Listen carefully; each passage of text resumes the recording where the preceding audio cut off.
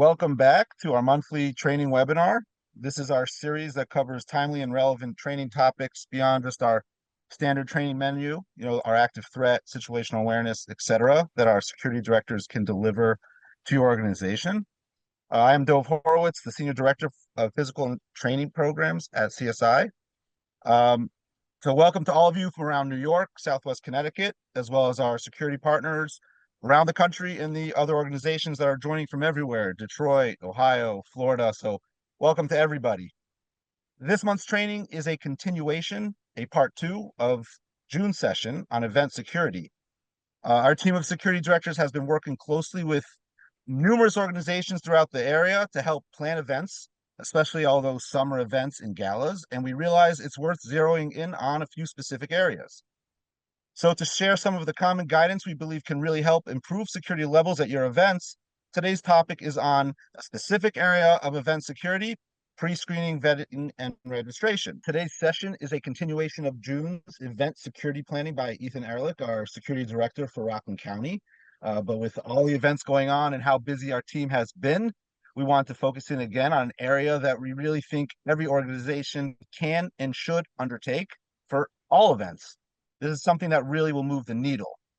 So our presenters today will discuss again our topic of pre-screening, vetting, and registration. The first half of today's session will be none other than CSI's own Terry Byrne. If you know CSI, you know Terry. Terry is currently the security director for Manhattan and Staten Island. He's a former lieutenant commander of the NYPD's intelligence division, former U.S. Marshals, and other security roles. And for those unfamiliar, he is one of the main security leads on the Israel Day Parade, one of the largest annual Jewish events in the United States. You're in the best of hands. With that, over to Terry. Thank you, Dove. Good afternoon, everyone. Thank you for joining us today for part 2 of our event security planning discussion. Like part 1, which I hope you had a chance to attend last month, this session is going to provide sort of a 35,000-foot view of this topic. It's going to focus on pre-screening, vetting, and registration, but it's kind of hard to put those in bins. In fact, pre-screening is the only endeavor undertaken before event day. On game day, you'll vet, you'll screen, you'll no longer be pre-screening, you could call it pre-screening, and you'll probably register a few last-minute attendees. Event planning is hard work, and it becomes even more complex when dealing with larger, well-attended outdoor events. So while this presentation will help you understand those complexities, don't go it alone. If you're planning an event, please schedule a chat with one of us at CSI or your local security director. If you don't know who that is, let us know and we'll find them for you. So let's get into this. Disclaimer, let's do a quick recap. Last month, my colleague Ethan, who's on this call today, covered part 1 of event security training. I want to tell you what my takeaways from that session are. Ethan talked about the common mistakes that we make when preparing for a special event. The first one of those was last-minute planning. Don't wait, start early, meet often, and call CSI. The second mistake that he pointed out that people commonly make is assuming that someone else is taking care of it. And you know what happens when one assumes. I don't want to spell it out for you. I think people that have heard that expression before know what I'm talking about. And the third point that he brought out, very important, is that a lot of people equate guards with security. Security is in layers. There's a lot of different components that go into security. So don't think every time something happens that just getting guards is going to solve all your issues. And remember, if you do get guards, you often get what you pay for. Besides the common mistakes, Ethan also talked about the security planning equation.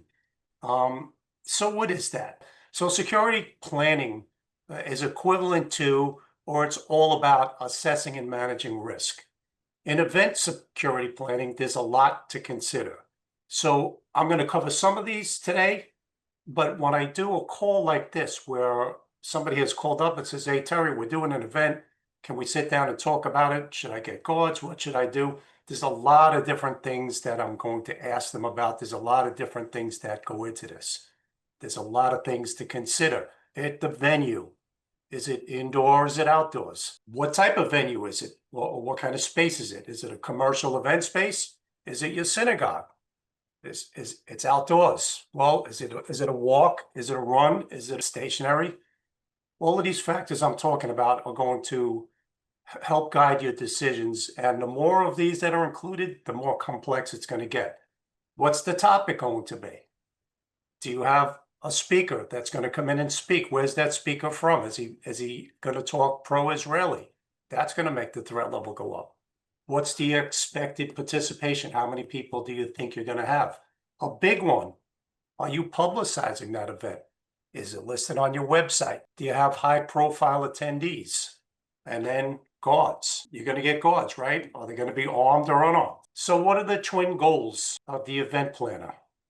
Well, they want to be warm and welcoming, but they want people to feel safe while they're enjoying that event. So what they really want to do is maximize attendance while simultaneously minimizing risk. The only way they can do that is by having those who are interested in the event register in advance and to ask those people the right questions. That allows you time to perform pre-screening and vetting of would-be attendees. In other words, we want to create systems to let the right people in, keep the wrong people out. And I'll tell you all of that stuff, and I'm going to keep harping on this. Don't let security be an afterthought. So we're planning an event. What should we do? As you probably know, most of the CSI regional security directors are retired from law enforcement like myself. I don't know if this NYPD mnemonic is still in use, but it was taught to us in the academy. It's been taught in the police academy for years. And every incident report we ever wrote had to answer these 6 questions in the first sentence. That's what NYPD is. If you think about it, you probably know what it means. Some people call it the 5 W's, but the 5 W's leave one out. So it's when, where, who, what, how, and why. Once you've established the answers to at least a few of those questions, like what, when, and why, those are particularly important. The where, who, and how are more important to planning and may change during the planning. It's time to start digging into your planning. Now, whether you're planning a large outdoor gathering, an internal conference, or an off-site but in-person presentation like the one we're doing today, the safety and security of your attendees, your guest speakers, and honestly, everyone present on game day is crucial and should be considered from the beginning. Therefore, you should establish an internal event planning team that, of course, includes your security director or your local Federation security professional. Next, if you're located anywhere between Albany, Montauk, and Montauk Point, including Southwest Connecticut, contact us here at CSI and, of course, your local law enforcement agency. Why? Both of those components should be involved in the security planning from day one. All right. Now you called me up. You called CSI. You want us to come out and help you. What questions am I going to ask you? What are we going to talk about when we get there? Well, I just mentioned one of them, right? When are you having it? Where are you going to do it? Who is going to be there? What exactly are you doing? What's the nature of it? How do you propose to do this, and why are you doing it? The reason that's important right from the get-go is slides into vetting here, because the information that you give me is going to be immediately forwarded to our intel desk for monitoring and vetting if necessary. So what is vetting? In this case, the vetting process involves evaluating an individual, an organization, or other entity to assess their suitability or their eligibility to attend your event. It involves verifying information and, if necessary, checking backgrounds to make informed decisions about approving them to attend your event. What else am I going to ask you? Is it being promoted or advertised? In most instances, you are targeting a specific known audience, especially if that event is private. But consider not advertising the event on social media or on your website. By the way, speaking about websites and information that's available on a Google search on the internet, if you're not a public-facing organization, you should scrub your location data from the internet. If you don't have events in your space and you're public-facing where people are coming into your office all the time, there's no reason to advertise your address on the internet. Let's get back to this. Instead of sending invitations out to general public or posting them on your internet, you should send them directly to closely held lists, such as your membership list. Are you requiring registration? That's another important one. The people have to get tickets to go to this. You should set up a registration process for your event. If you're having a larger event, let's say 50 or more, it's kind of an accepted demarcation line, which attempts to define a point where the number of expected attendees is considered significant. But it's not hard and fast. Maybe it's 100. But when you start getting up there, consider using an event registration software tool. Eventbrite comes to mind.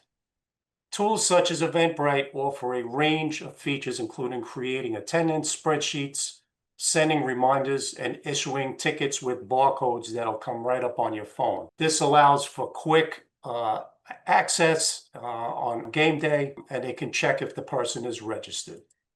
What else am I getting? When you're doing that registration, think about what data points you're requesting. Registrants should at a minimum be required to provide their full name, their cell phone number, their email address, and affiliation, meaning what organization. Yeah, I'm with CSI, I'm with JCRC. Those should be mandatory fields. In other words, if they don't complete those fields, the application will be rejected or it won't process. Why do you want to do that? Well, when we're talking about vetting, you're going to need that type of information to vet that list. You should task staffers who best know your target audience. Ask the rabbi. If you have a name on the list and you're not sure and he has an affiliation nobody seems to know, ask the rabbi. Asking for identifying information may deter bad actors. Additionally, the more information that's provided, it becomes helpful when we're trying to vet those registrants who require further scrutiny. Indeed, for that reason, you might even consider charging a nominal fee for that registration process. A couple of bucks and say you're going to donate it to UJA. Well, people have anonymous emails. If you give you a bogus phone number, a valid credit card can help us find that individual, and it's quite traceable. That also goes into how you will collect and collate that information. It does you absolutely no good if you don't check those lists against the ticket. When somebody comes in, I walk up to the podium, the table that's set up outside, and I say, I'm Terry Byrne, and they just check my name off. That's useless. There should be one transferable ticket per person. All right. If somebody wants 4 tickets, say I'm buying for my whole group, 10 people, that's great. But get everyone's name and add them to the list. They have to be vetted too. Don't disclose the details, such as where exactly this is going to take place, until after somebody who's looking to go has registered and been vetted. Don't just give it as soon as they register or you completed the process and they get an automatic email that tells them where to go. That could be anybody. They got to be vetted first. You should tell people in advance what to expect on event day. You might consider, and this is a stretch, but some people might agree with it, adding to the fine print that registration does not guarantee admission. This way, if somebody comes up and they have something that they shouldn't, or they're giving you a hard time, you can tell them they're not welcome. So on that note, you should also tell them what not to bring, right? Let them know what items will be prohibited. The top 3 of these being the most important. We don't want to see backpacks and stuff like that. Game day now, what do we do? Well, first thing you should do is have some exercise strict access control. Don't just check people off the attendee list. Check their government ID against the name on your list. Use only one entry point, if at all possible. All other access points, and this is some lessons learned from DC and other places, I think there was another problem with one of the recent events. All other access points, and that includes exits, must be covered. At an indoor event, all doors should be closed, locked from the outside, and manned. It doesn't do any good if somebody can open them from the inside and they're not supposed to, and now they're letting people in. Screening should take place away from the entrance and outside of, if it's an indoor location, away from the door. Staff members who are familiar with the community should be part of that check-in team. If you're a regular member of the community, you go to a lot of these events, you may know people just to see them, and then that expedites getting them in the door. Of course, situational awareness. Consider issuing easy-to-see credentials like wristbands, lanyards, ID cards. Sorry, I jumped one there. Here's another important thing that you should keep in mind. Consider how your guests are going to arrive at and depart from the location. You also might want to think about what you're going to wear. Now, I would never tell people not to wear a kippah or a Star of David around their neck. But listen, if I'm in certain neighborhoods, there's blocks I'm not going to walk down.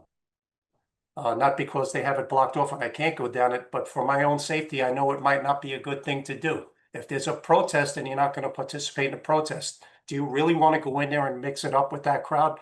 I think not. So it's event day now. We're all set up. We're ready to go. And now we have unknown people showing up. What do? Well, you should recruit an exceptions team.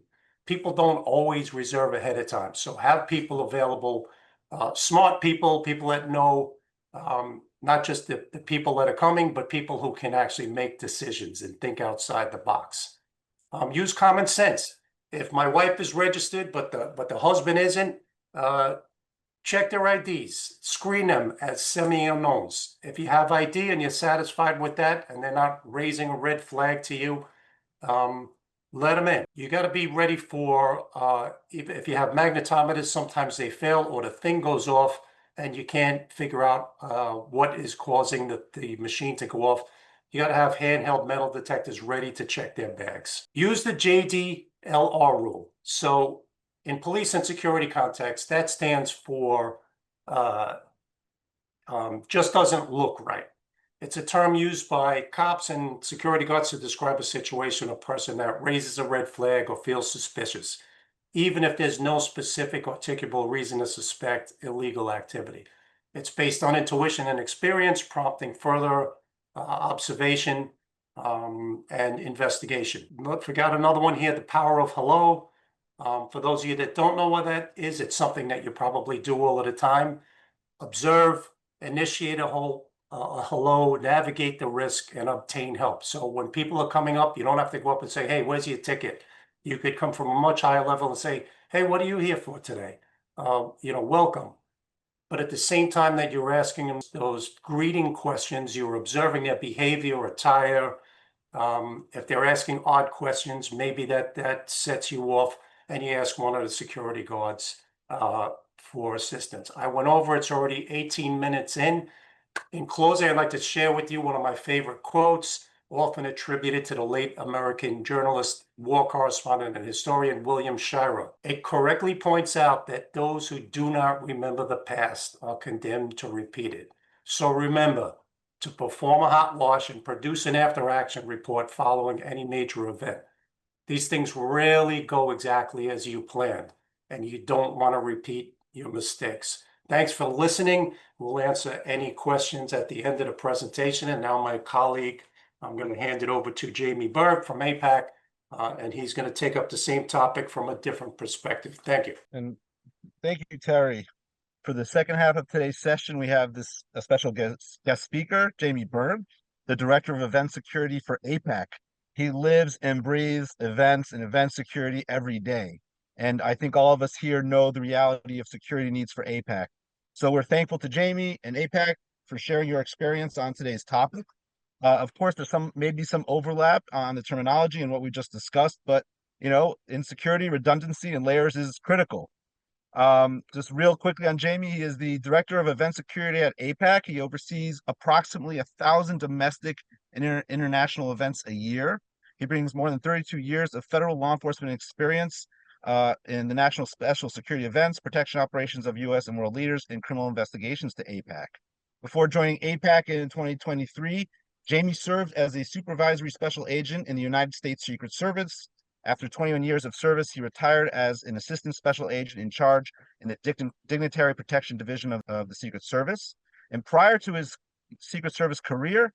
Jamie honorably served as a law enforcement canine officer in the U.S. Air Force for 11 years, serving in Operation Desert Storm, where he earned several commendation medals. So thank you for your service. And most importantly, he's a proud father of 2 children, Brianna and Brett. So again, thank you to APAC. Thank you to Jamie, and over to you. Yeah, thanks, Terry, and or excuse me, Dove.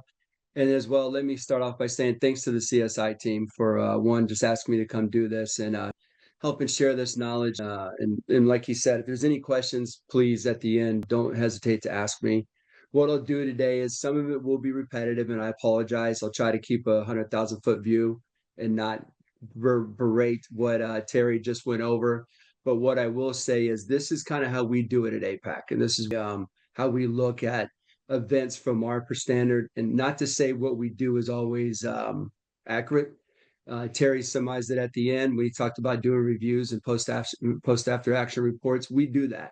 We do that for a lot of our larger events, for a lot of our mid-size events, and we learn how we can do it better. We don't always do it right, but we do try to get better at every one of them and always progress and move forward. So to start, like you said, some of this may be repetitive, but what I wanted to do is just kind of bring it to you from a different perspective today. And I started thinking about sports, and I started thinking about football. Being the Texas boy that I am and where I was raised, football is really big into where I grew up.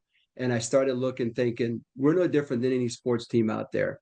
And what I mean is registration. The way I looked at it, our orders, and some of these words are interchangeable, as I was explaining to the CSI team, how I look at registration, vetting, and pre-screening. A lot of it's interchangeable, a lot of overlap, but a lot of it's kind of redundant after a point. So I'll try to keep it short for you. But registration, it's simple. No team that I know of goes into a draft without looking at their people and looking at their players. Our event should be no different. Every person coming to our event, we should know who it is. Now, I know that's easy for us as a member-driven organization in APAC, but we still do have wild cards to show up. We still do have, like Terry was saying, maybe someone's registered as a spouse, but there's their significant other's not on there. Common sense starts to prevail. We work through that. So my point being, no one shows up to our events, or excuse me, people show up to our events, but at that point, we like to think we've done everything we can to preempt that, know who we're drafting, who we're picking in, who we're putting in on that in the event for the day.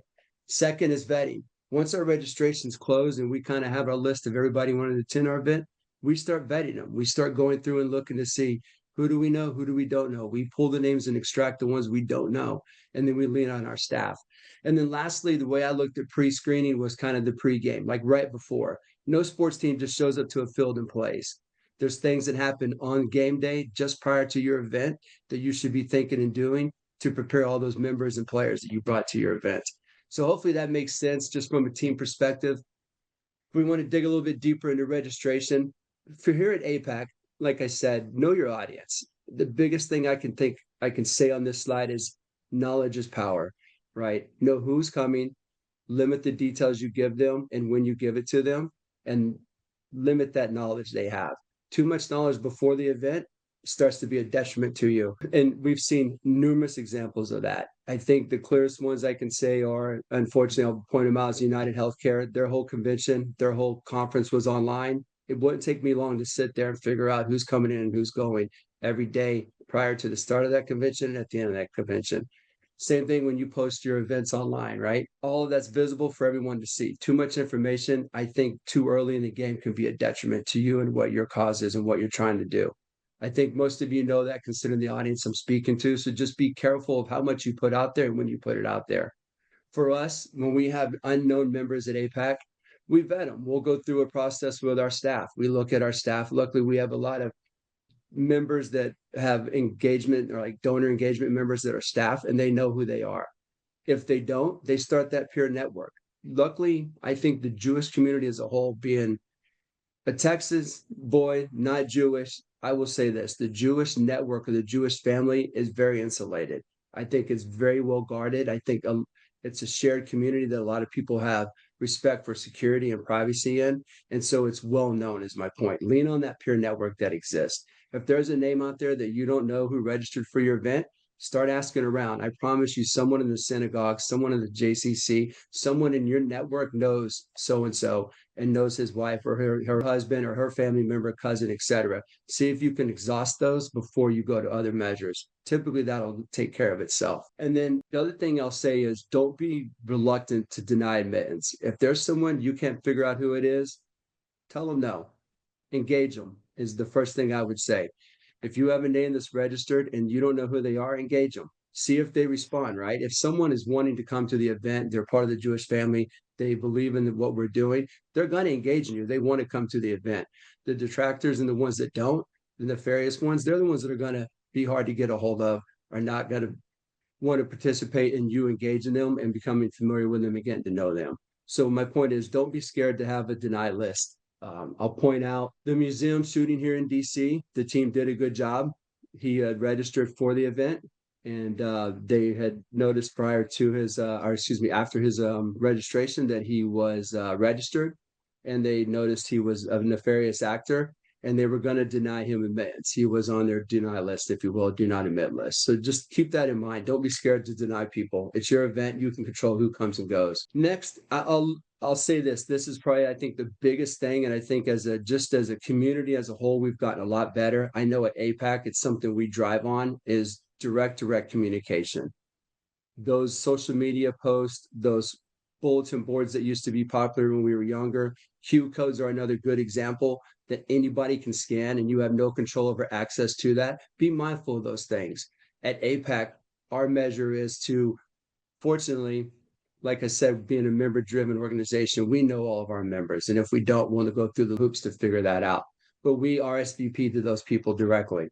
And what I mean is we'll send them an email and say vaguely, hey, there's an event this date and this time. We don't give them the details, maybe of who's the guest speaker, where the event's located, all the stuff. We give them bits and pieces so they can kind of plan accordingly. They then respond back and we say, oh, hey, Terry and his wife are coming. We will then, a couple of days prior, send a message to Terry with all the specifics, date, time, speakers, everything they need to know to show up to the event. We hold that information as long as possible. And then once we confirm, oh, we know Terry, we send it to Terry and his family.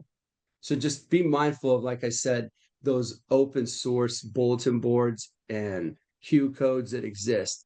Now, I know that's not always practical. Some of the events you have to use those, but realize it's then what you do with the information when you get it. If you do use it and you have that to register folks, you are capturing their data, like Terry was referencing. Get those data points, all that personal information. You then have means to reach out to them and extinguish that list and vet it as best as you can. And then lastly, I'll cover it later, but the mitigations to that, right? There's going to be some that come through the loop or that, kind of fall through the crack and you don't necessarily catch in the vetting process. That goes to game day, the pregame, the registration part at the venue, right? Is there a deconfliction table? And that's where I think Terry referenced it as an exception team in this presentation. So we'll cover that later on the next slide. And then lastly, just be mindful again, how do you release the information? If you need help, I think most of this audience is security advisors. If there's not, and you're a synagogue or JCC or some other platform, lean on your security advisors in your network. Reach out to CSI. Security SCN exists as well, Security Community Network. Reach out to the security professionals if you have questions about maybe how to vet names or if you need help vetting and tracking down maybe nefarious actors. The other thing I would say is for your staff and you, if it's just you or your staff, you can Google and go to social media accounts just like any other person.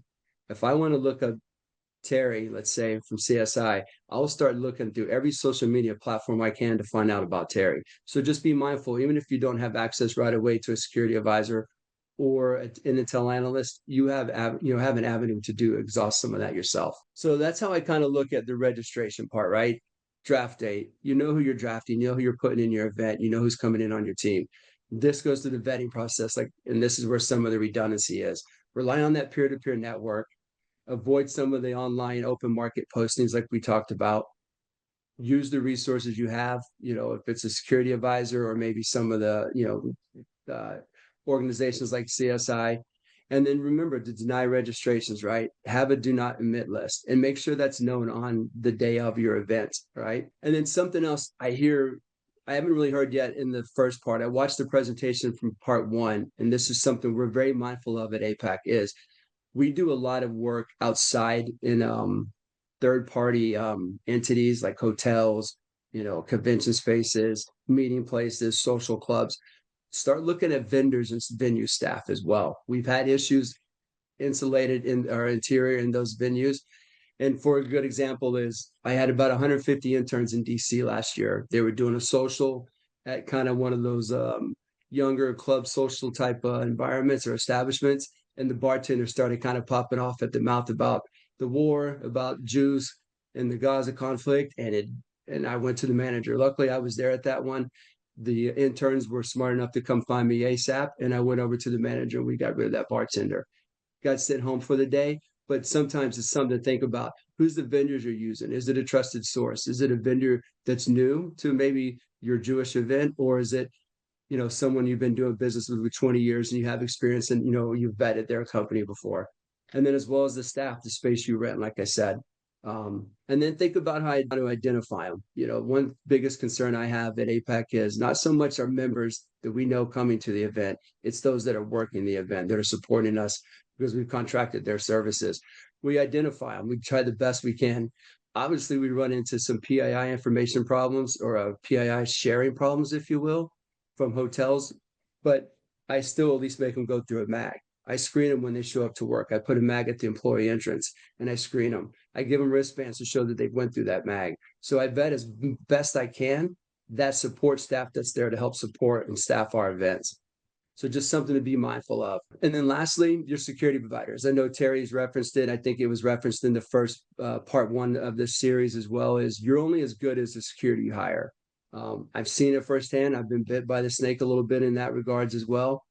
I'll tell you, when I first came over to APAC, I had a senior staff retreat and I had security officers on the door. And I'll be darned if they weren't on the door when their protesters walked in. And they walked right in and started showing their butt in front of my senior staff. So after about 3 or 4 months on the job, you can imagine how embarrassing that was. So I lean on that because I look at that now and I think, all right, who's the company I'm using? What kind of training do they have? What kind of experience do they have? Since I've come to APAC, I've kind of mandated with the firms we use that they either be prior law enforcement or retired law enforcement, or at least a minimum former military. I try to stay away from anybody that doesn't meet that threshold. So just think about that when you're contracting security, what kind of training experience you want those security officers to have. And then registration, pre-screening. This is where we might I think, gone different ways on our terminology, but I looked at this as pre-screening is kind of like the pregame. No sports team I know shows up in just a minute and ultimately walks right on the field and starts playing. They got to get there, right? You've done all the work to get your members vetted, get your members cleared, get them to the event. Now take care of them once they get there before they even get into the event. And that's how I look at pre-screening. And Terry was kind of talking about some of this a minute ago. I don't think I need to harp on with this audience if it's a lot of security directors or former military, just the significant impact that a uniformed police officer has outside of your event. I think it's been highlighted the last couple of months as things have progressed in the climate with this issue, that a marked patrol car and an on or off duty police officer gets very far outside of your event. One thing at APAC, that's what we strive to do. And I think, as you guys know, it's not always easy. I represent the whole country for events across APAC, and I go to some jurisdictions where they're like, you can't hire off-duty security. So if they don't support it from an on-duty standpoint, it kind of puts me in a trick bag to where I can't pay for off-duty, which I'd gladly do. I definitely rely on private security, but how do I fix that gap that the uniform presence, when I don't get that support? So it's something I deal with. I think as a whole, most of the country allows me to hire off-duty officers, or they support it on duty, and I'm grateful for that. I think you guys probably see the same, that our law enforcement partners are above and beyond willing to help us. A current example right now is, considering the climate, I have MPD, Metropolitan Police Department here in DC, outside of our headquarters from 7 to 7 during our office hours, and I have them at our CEO's house. We'll see how long they're willing to support that, but due to the current climate, it's something we felt necessary, and our local law enforcement partners were more than happy to help with that. So just be mindful of the outside. And then what I'd like to highlight on the outside part is this, and this was a big takeaway from the Jewish museum incident that happened here in DC. They did a great job of vetting the person and did everything great, but at the end, he came into the event at the end when it was kind of over. So just be mindful that keep that presence up all the way through. We got our people in there. Let's get them out of there now, right? It's always they come into the event to get them out of the event as well. So make sure you stand up and keep that registration table. Make sure you still have that security presence. You have that law enforcement presence till the last person's gone. And then security screening checkpoint. He was talking about it in his presentation, about what measure, what security tools to implement. I look at that, the same way at APAC, one, depending on the size of the crowd. Sometimes the smaller events, I'll use handheld, I'll use hand ones to screen people. The bigger events, due to flow rates and capacity, I'll start going to walkthroughs or even the open gates, the big walk ones, the towers that you see that you walk through at like sporting events, right? Some of our events warrant that when they get to the 1,000, 2,000 perspective. So just keep that in mind in terms of what type of security measures and what kind of techniques you want to deploy. It's something we spend a lot of time on here at APAC and make sure that all of our events have some sort of security measure in place with screening. And then I'll just address one thing I saw pop up in a question as well, just from an APAC standpoint. I think there was a question regarding weapons and, contraband, if you will, per se, into our events. Here at APAC, I don't allow any guns in unless you're coming in an escort of doing some sort of executive protection of a, dignitary. I just kind of keep a zero tolerance policy. I don't let anybody bring them in unless they're working in that capacity at that time. Mace, knives, stuff of that nature. I have sometimes small events, I have taken them and then just return them at the end of the event. But luckily, we're small enough where we can do that. But as a whole, I stay away from that as well. And then the other thing I'll say is this: if you put security out front, be mindful when you're looking at your screening checkpoints that the first thing our members, if you will, or your people are going to hit is a security officer. So sometimes it doesn't hurt to have a staffer up there, have a list, so we kind of know, hey, that person's supposed to be here or not. I'd rather see you deconflicted out there on the exterior versus inside at the registration table. And then to my next point, once they're in the registration table, kind of to what Terry was talking about with the exception team, we call it a deconfliction table here at APAC. When we set up a registration, people come in and they get their badges and their credentials. What we do is you're always going to have the one-offs, someone's wife, someone's husband, someone's cousin that is not registered for the event. We then put them over to the deconfliction table. And what I want to highlight is post that with a security officer, because if there's an issue, it's going to happen over there outside, adjacent to your registration, where they're deconflicting whatever issue that, that person has. So just be mindful of that. Post that with a security officer. We do that at every APAC event as well. And then lastly, I'll talk about badges and credentials. One thing that we, learn lessons learned at APAC for our events, and this was at the same senior staff retreat. The protesters found us because we were walking around with these really shiny lanyards that said APAC up and down through the hallway, kind of like you see people do at conventions, right? Walking through hotels and convention halls and spaces. So we were advertising to whoever was in that hotel that, hey, APAC was here on whatever floor doing a meeting. Well, the protest group saw that. They had someone attending another convention, word got out, and then they showed up to our event and they came in at the right time. So what I'd say is just be careful of what outside branding, what message you project, whether that's billboards, digital signs, lanyards. Think about how you're marketing that event, not just from an initial announcement to your registers, but as well as how you are during the event. Be mindful that you're projecting on yourself an outward appearance of who and what you are. Now at APAC, none of our lanyards say APAC like that. They say, 2025 staff, they have a year. They have some generic term that, we use as lanyards to not identify ourselves with the star in APAC running up and down it. So just think about that outward appearance that you project. And then lastly, I'll just say, just remember every event has its risk. I know Terry and the team in part one addressed it as well. Every event has risk. We do what we can to mitigate that risk as security professionals. We're not going to be perfect. The saying, we have to be perfect every time. They only have to be perfect once, or they only have to, get us once. So just be, mindful of what you're doing, who you're letting in. And then I think most importantly, at the end, see what you did wrong, see where you can do it better. Think about lessons learned from that event. Set yourself up for success the best you can on game day. That's how I look at it. I don't know if there's any questions. If not, Terry or Dove, I'll turn it back to you guys, and I appreciate it. Thank you, Jamie. I mean, that was awesome. Thank you to you and your whole APAC team. We know you guys live and breathe this, and I think there was a lot of information we could all take back. Sometimes it's the lessons learned and what didn't work well and what evolved over time that can be almost the most beneficial. Um, with the remaining few minutes, and we always like to stay on time to be respectful of everyone's time, we like to bookend these sessions with, before we get to Q&A, with a quick grant update. You know, we do have some. This has been one of the wildest years on all fronts in terms of federal and state funding. So with that, I'll turn it over to our one and only guru on these grants, David Pollock, for a quick update, and then we'll turn it back to Q&A. Thanks, Dove. Last week, DHS put out a press release that said that they awarded $94 million in grants to help protect 512, and these next two phrases are important.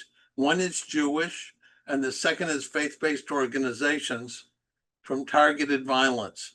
Now, what they're referring to is the NSS grants that were submitted in January. We've been waiting. Everyone's been bugging us. When will we know what happened? We finally know part of it because they announced $94 million, but guess what? Those of us with memories know that there was $210 million allocated. So there's another 116 million left on the table. And a close reading of the press release said that they're going to name more awardees in the future. So stay tuned. In New York, there was slightly less than $12.2 million. That comes down to 61 grants. Remember, there were 600 applicants. And generally in the past, around 20% of the applicants are eliminated in the tier 1 review, which meant they didn't follow directions. But there were 600, we're at 10% now. It seemed this time round that New York got 13% of the grants. We were about running about 9%. Who knows if that batting average will continue? As I said, they only announced Jewish winners this time, not all the winners. And everything went to faith-based organizations, which could have happened. I won't go into it further. We're running out of time. But finally, does anyone know when the NOFO, the Notice of Funding Opportunity, will be released by DHS? And by the way, this is DHS. For the past decade, I think, these grants have been administered through FEMA. Who knows what's going to happen with FEMA, but they're running the grant system right now, and FEMA has been decimated by 25% cuts. So, and that includes many of the people who know how to get grants out the door. So whether that's going to eventually happen or not is still anybody's guess. Finally, what we're saying, though, is everyone expects that when they do release the NOFO, states will have a 30-day window to respond.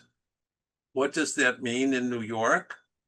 New York gets upwards of 700 grant applications. They need 2 weeks to go through them. You take that off of the end of the 30 days, and they need 3 or 4 days to satisfy some statutory steps to post their request for applications. Could there be a window of 7 to 10 days? Assume that that's true and act accordingly.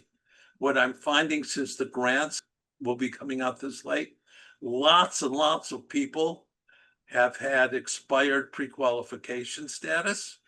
So you better look at that right now, and we will post instructions on how to check your pre-qualification status on our website at CSI-NY.org/security grants. Back to Dove. Thank you, David. You know, we do this quick segment on grants just because we've been kind of at the forefront, David being one of the initial backers behind it, and definitely a guru. But the answer is for this year, it's going to be a very short period. Check your pre-qualification and check our website. David keeps it updated. We keep it updated. And most importantly, be in touch with your regional security director. In addition, you know, we do a standard training programs that we can provide for your organizations in person, in Zoom, on active threat, on situational awareness, and other topics. And we use this forum to stay on, you know, needed topics, timely topics like you heard today. So again, thank you to our presenters. Definitely check out CSINY.org to find how to request the training in our area, as well as this grant information. With the last few minutes, I'm going to turn it over to our Jamie to kind of lead through a few questions specifically on today's topic on events. So if we skip your question, I apologize. Please reach out to your regional security director, or many of those answers can probably be found on our website as well. But we all know our security directors and our partners across the country are top-notch and there for you. So with that, in the last few minutes, let's cover a few event-specific questions. Jamie Matos, thank you. Hi, good afternoon. So I have here, is there an event checklist that you can share with everyone? There's checklists out there. We probably have a checklist.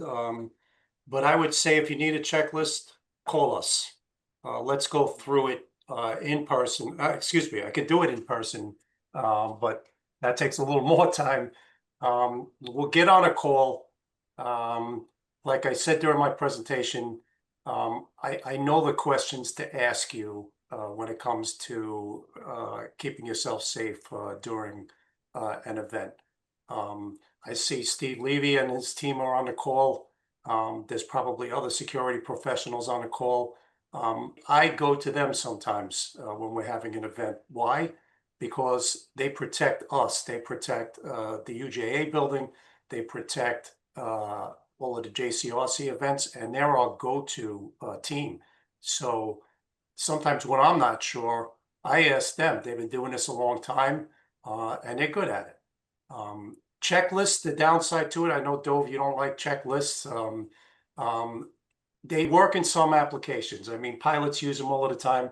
But the one problem with checklists is you kind of get focused on that checklist and checking the boxes, and you're not thinking outside the box.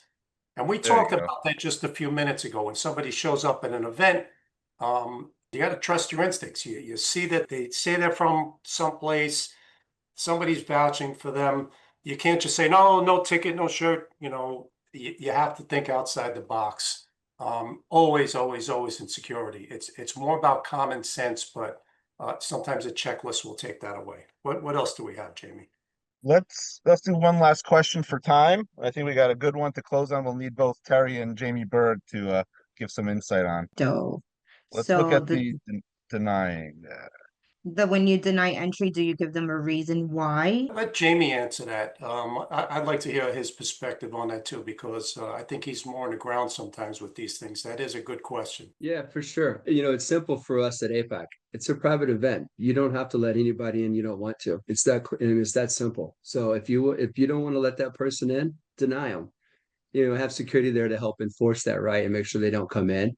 But you can deny anybody you want to come in that event, especially for us. We contract out a lot of spaces, right? They end up being private and we own them at that point when I set up security for them. So that said, if I own that space and I don't want you in it, I can legally deny you entry into that spot and I can have security help enforce that. And that's when trespassing laws, et cetera, start to come into play eventually later as well. So keep that in mind. It's your space. It's contracted, at least for us in the most parts, right? And then even for if you're a synagogue or JCC or day school, it's your private space. You have protection of the law at that point and trespassing issues on your side. Yeah, I think why people get stuck on it sometimes is because they don't want to be the bad guy. So if you don't want to be the bad guy, get somebody to be the bad guy. This is serious. This is serious business. It's not personal. If they didn't provide the information that you requested, they're not going to even get a ticket. If they show up and they have a big backpack, listen, one of the first big rallies we had, I was turning people back because they were coming in with huge knapsacks. And we made it quite clear to them. I think the obligation we all have is to let people know what the rules are. So you should post that list of prohibited items.